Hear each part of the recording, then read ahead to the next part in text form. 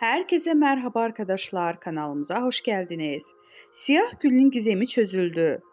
Sevgilisi Hande Erçel ile ödül törenine katılan Hakan Sabancı, yakasındaki siyah gülü sorulunca muhabirlere sinirlenerek röportajı sonlandırıp bulunduğu ortamdan ayrılmıştı.